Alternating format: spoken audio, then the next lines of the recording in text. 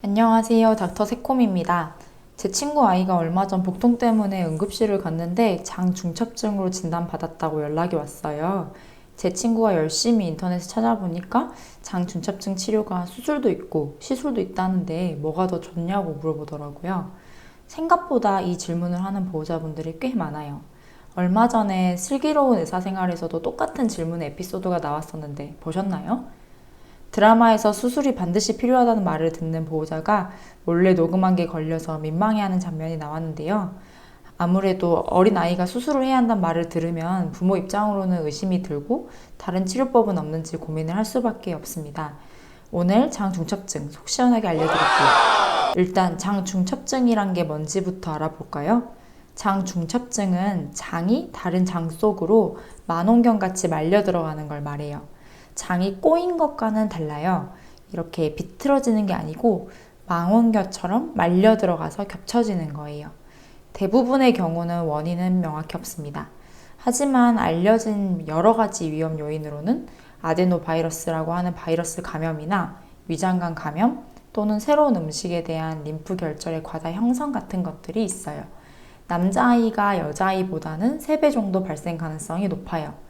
원인이 불분명하다고 말씀드렸는데 확실한 원인이 있는 경우도 있어요.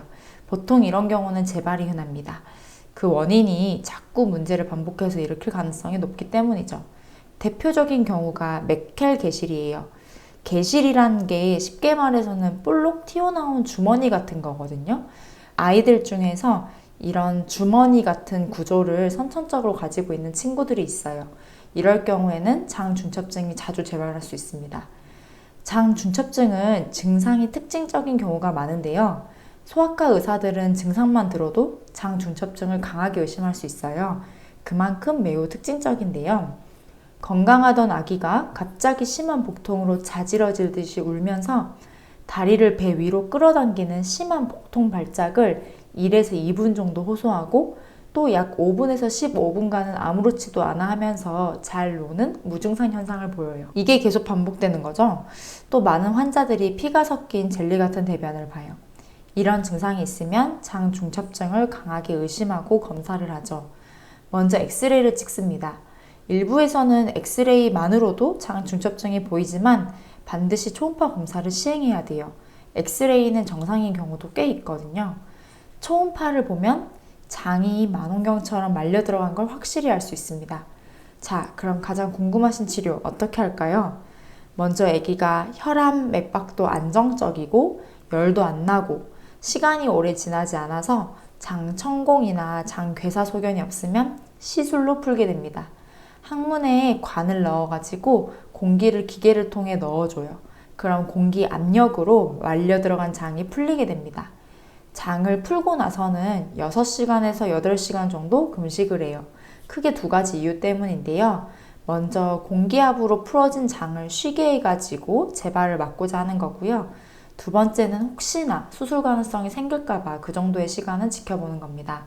그럼 어떤 아이들이 이런 공기 전복술 시술이 아니라 수술을 하는 걸까요? 앞서 잠깐 말씀드렸는데 장천공이나 장괴사가 발생하는 경우나 메켈 개실처럼 이유가 있어가지고 자꾸 재발되는 경우, 그리고 시술을 실패한 경우예요. 장천공이나 장괴사가 뭐냐면 장이 오랜 시간 말려 있으면 장에 혈액 공급이 잘 되지 않아서 장벽이 점점 손상되는 거예요. 그러다가 심하면 장벽이 뚫려서 한마디로 쉽게 말하면 장에 구멍이 나는 거죠. 이럴 경우는 심하면 엑스레이에서 보이기도 하고 아기가 열이 나거나 혈압이 떨어지거나 증상이 발생해요.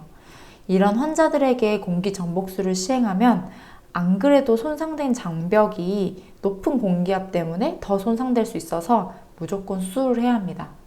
시술이 실패하는 경우는 어떤 걸까요? 공기압으로 말려 들어간 장을 풀어주는데 공기압을 무제한 계속 높은 압력으로 줄 수는 없어요.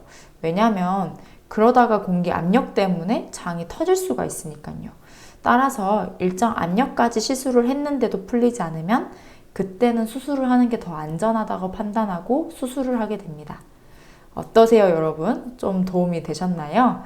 혹시나 닥터 새콤이나 닥터 달곰에게 궁금한 내용이 있거나 알고 싶은 의학 지식이 있다면 댓글로 남겨주세요.